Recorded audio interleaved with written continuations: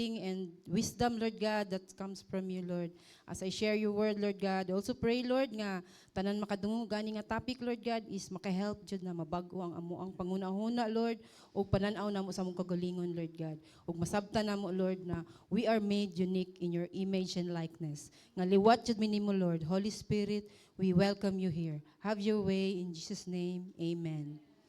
Okay, by the way, bago na ko mag-start, is ako di ay si Lynn Gabia, sa wala nakaila.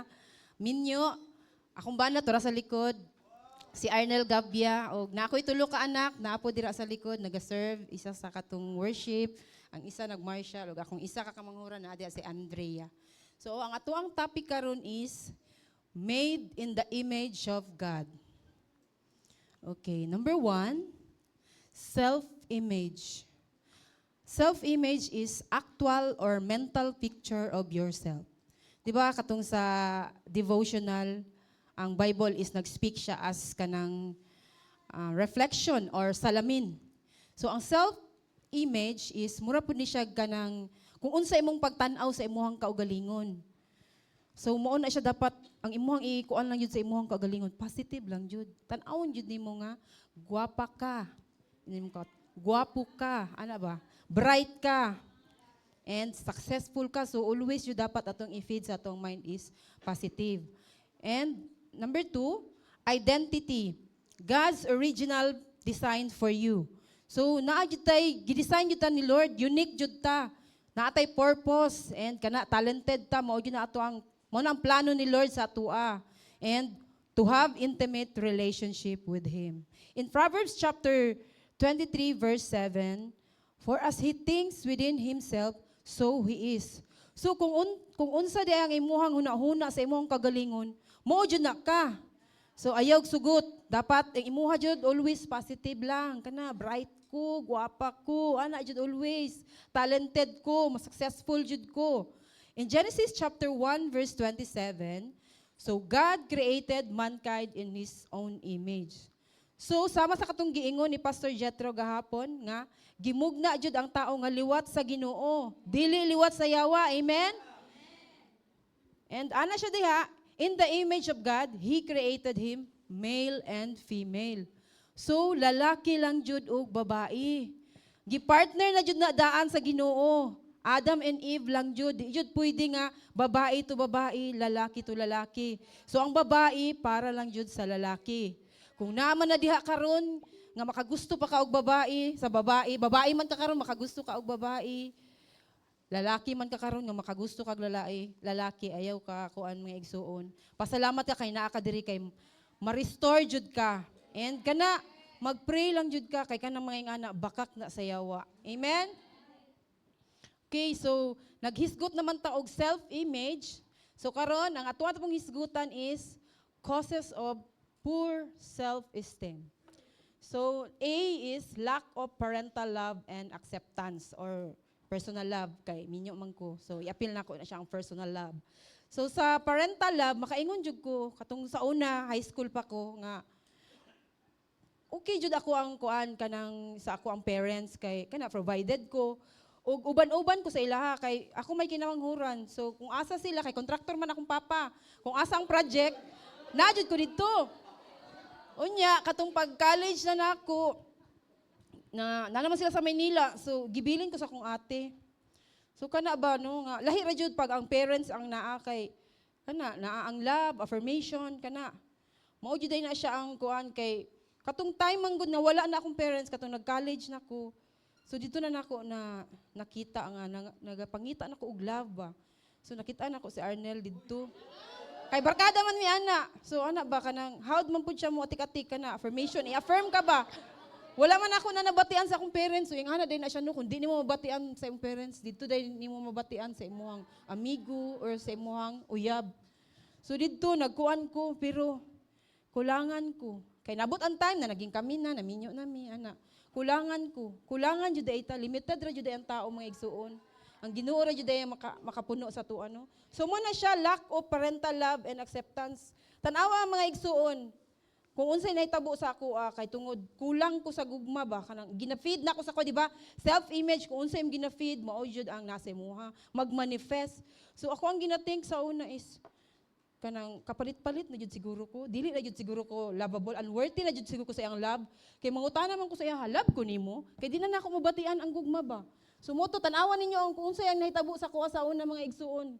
Kana iana ko sa una kay tungod nasunod ang mga negative ba, mga bakak sa yawa ba nga di nakagugma ana uy nanaylain uy nya dancer biya siya ato. So insecure jud kay ko na jud ang insecurity kana jealousy tanan. So nabati jud to nako sa una kay tungod na bound jud ko sa ako ang mga negative thoughts kana. And letter B, growing up in a broken home. So naay uban no kanang nasa mga broken home napoy uban na kanang magilty. Like kanang mga surround ka sa people na kumpleto, kanang nailang mama, katong sama sa gingon ni pastora ba, nga nayang kumpleto, nayang mama niya, siya lang ang wala, kana ba? Like mga ingana nga bata ba nga kanang every time manggod nga ikaw wala imong dili kumpleto, imong mama ug papa wala, imong parents kana gani makapil ka og unworthy. Like kana nagbulag imong mama ug papa. Ma-blame nimo imong self ba siguro tungod sa mo ano, kanang dili na gyud siguro mi worthy ba? Kay gibiyaan man mi. Ana ba no? So isa po na siya nga makapa kuan sa imuhang low self-esteem. And letter C, living with a nagger mother or unreasonable strict father. Dili man yaw-yawan akong mama. So ako dili pud ko yaw-yawan, di ba? So sa mo lahi ang papa ang nagger char. Bitaw usahay lang kay syempre dapat i-correct man jud nato atong anak kung magkamali. So reasonable. Kung na may papa diri nga unreasonable, dapat ato pong ikuan ang ato ang pagkuan sa atong anak. Kay isa pud na siya nga makakuan nga babay lang tanaw silang kagulingon. Sige na naman kung kasabaan ani. Oy, dili man jud worthy siguro. Ana ba so napag ko'y nakuan ba katong classmate ni Princess ba nabasa ko silang GC ba nga. Sige na lang daw siya kasabaan sa iyang lola. So isa jud na siya no kay nakaanak man siya nga. May wala na lang ko gipanganak. Ana ba no? So isa jud na nga kanang mawad-an kag kuan sa imong sarili ba nga unworthy na ka ba no? And next is letter D, being told harsh word by parents or people na nakasurround sa imuha. Kana no, kanang ingnan ka og kanang buguan himo oy. Tangaan himo oy kana ba na? Sakit pud na siya kanang ingnan ka sa labi na sa imuhang parents ba na ingnan ka, kay pulos ba ta mo uli ra man kag mukaon. Ano ba no? So sakit. So mo na madulot sa tong mga kasing-kasing og kana.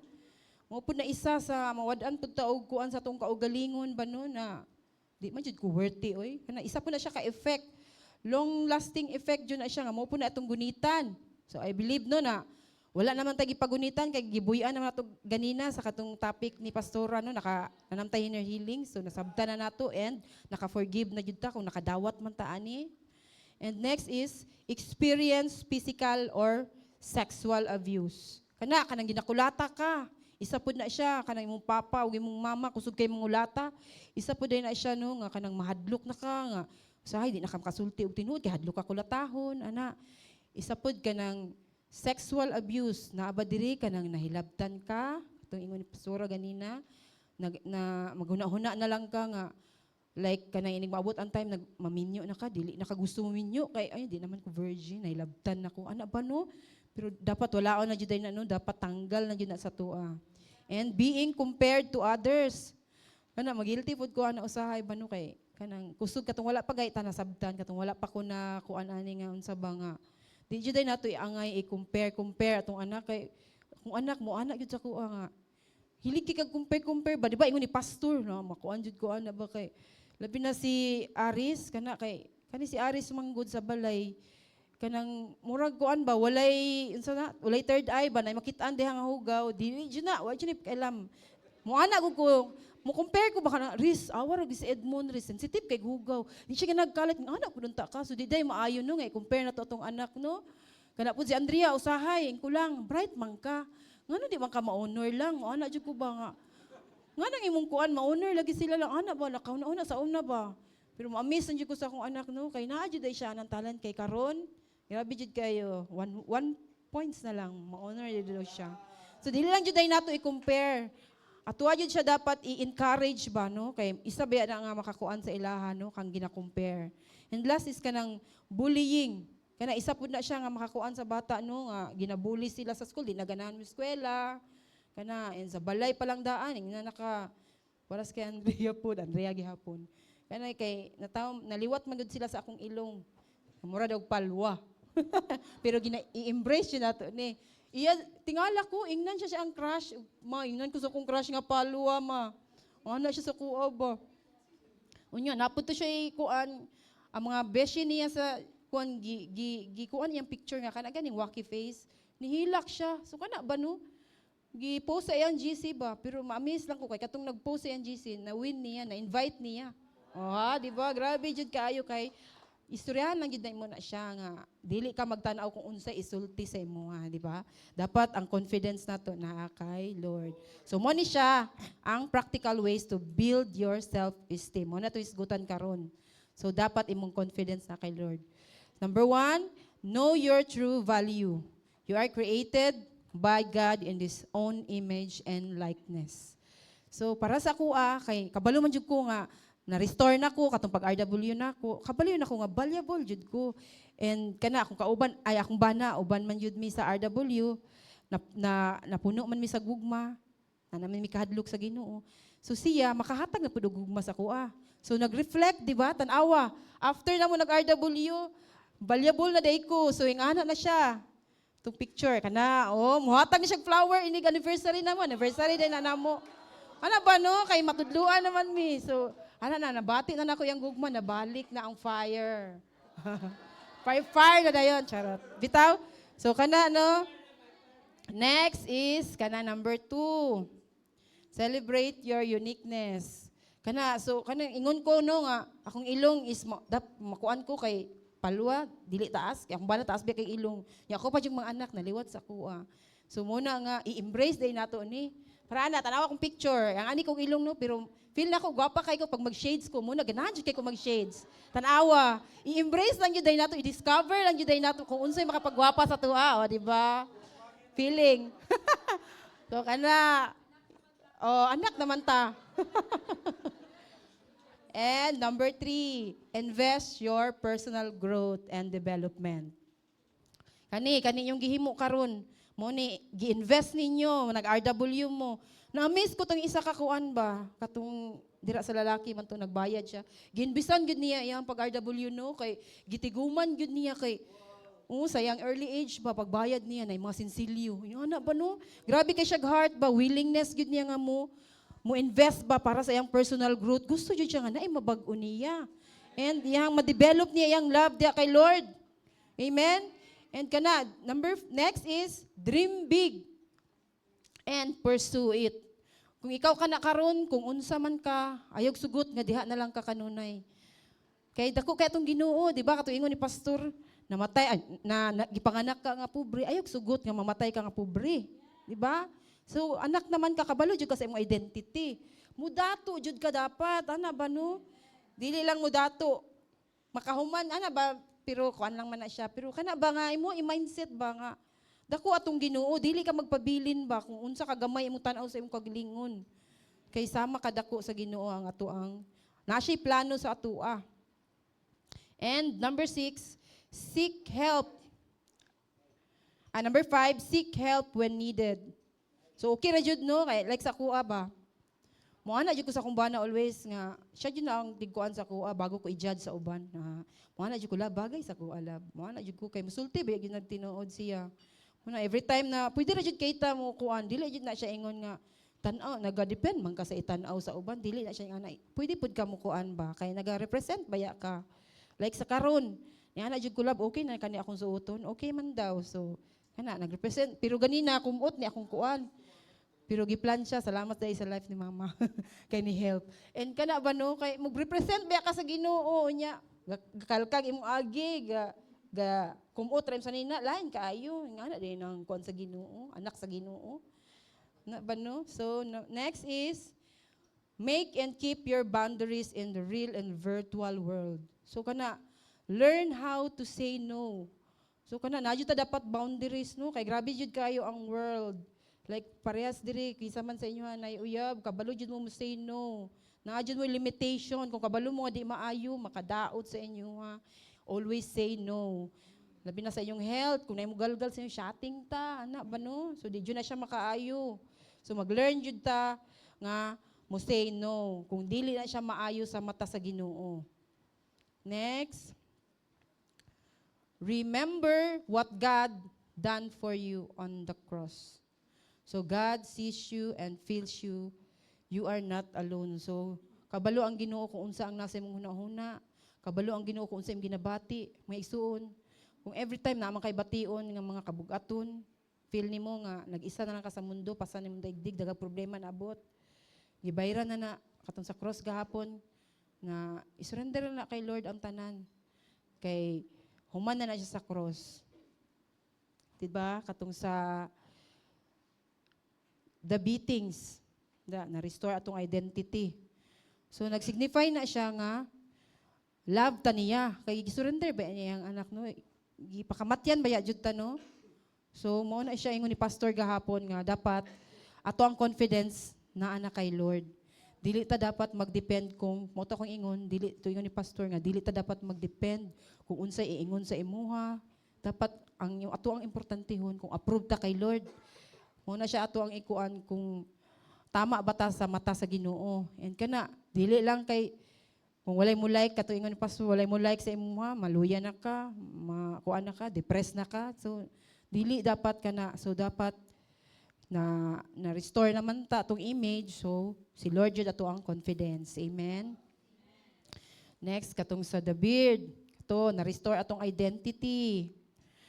Dapat anak naman ka, kabalo na jud ka kung unsa imong stand as anak. Anak ka sa Ginoo. Dili ka anak sa yawa. So na restore na imong identity. Kabalo na ka sa imong original design. And kana na maging successful ka, talented ka, na maggamit jud ka sa glory ni Lord. So, kana jud imuhang ko anon, i-embrace ang mga positive. Dili jud ka dapat mag-dwell sa negative. And next is katong sa nails, katong sa cross gyapon nga gihimo, katong sa first nails is nag-signify to siya sa guilt. Kato, itong ingon ako, kung napa may mga guilt feelings diya sa imuha, wala na bayad na sa cross. Kay lay lang yun na sa enemy. Katong sa second nails, katong arguments, kung unsa man ang mga nasa imong huna-huna nga, uy, makasasala ka, daghan kay kag bisyo, dili ka kasakuan, dili ka madawat, dili, gibayran na siya. Kana, katong sa nails sa number 3, katong victory over oppression, nga gitamak-tamakan ka sa mga, gitamak-tamakan ka sa yawa tungod sa bisyo, kana, gibayran na muna ayog sugot nga magpabilin pa sa imuha ang mga bisyo, mga igsuon, kay gibayran na siya, ayog sugot. Kung na may mugalgal sa imuha nga, mag-inom ka na, ayaw jug sugot, nga naman di maayo, ayog sugot, kay gibayran na siya sa cross. And next verse, Psalms 139:14.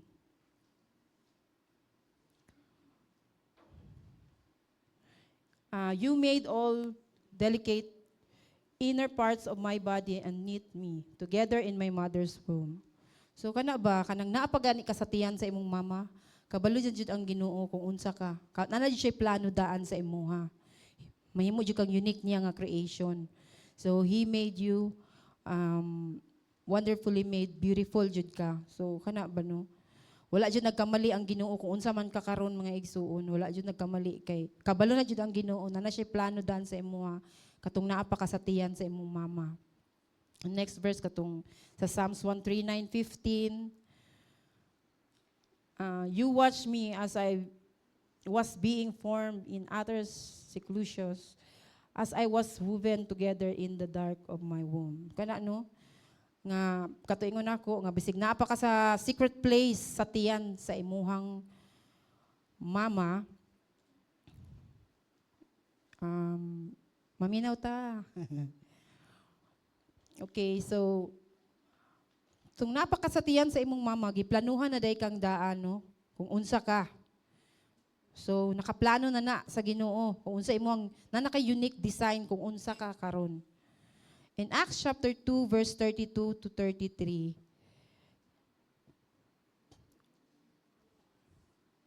Kay gigamhan naman ta, ana man siya dira. All of us can tell you that God has raised Jesus to life. Jesus was taken up to sit at the right side of God. So, gigamhan naman ta sa balaang spirito dapat sama kang Kristo na banhaw na pud ato ang espiritu katong ingon ni Pastor gahapon, katong patay na to nga espiritu, dapat nabanhaw na to sama sa pagbanhaw ni Kristo. Dapat wala na sa tuwa ang karaan kay gipakamatyan na baya ta. So wala na dapat sa tuwa ang mga sala, dapat magbuhat na taog matarong. Mo na siya iyang ingon sa Acts chapter 2 verse 32. Kay gigamhan na ta sa balaang espiritu. And sa ako ang last verse is sa Romans 10 verse 17. Katong ingon ni Pastor May, so then faith comes from hearing and hearing by the word of God. So kana ba no kana lang gyud dapat atong i-meditate kani sa akong topic, di ba? Dili nato dapat i-meditate kung unsa man ang mga ginasulti sa word. Kay diha man nato ma-develop ang ato ang faith. Dira magkuha natong faith kung i-meditate nato ang word ni Lord, dili ang word sa kalibutan. Diba? Amen? Kaya mo reflect jud sa tuwa kung ang word sa kalibutan, so muna magpapuno jud ta always. Na dapat kinasing-kasing dawaton ug i-apply jud nato ang mga pulong kung unsa man atong madawatan karon, mao jud na ato ang i-apply. Og dira lang mahuman ang ato ang topic for this. And nana po tayo next. And thank you sa iyong pagpaminaw.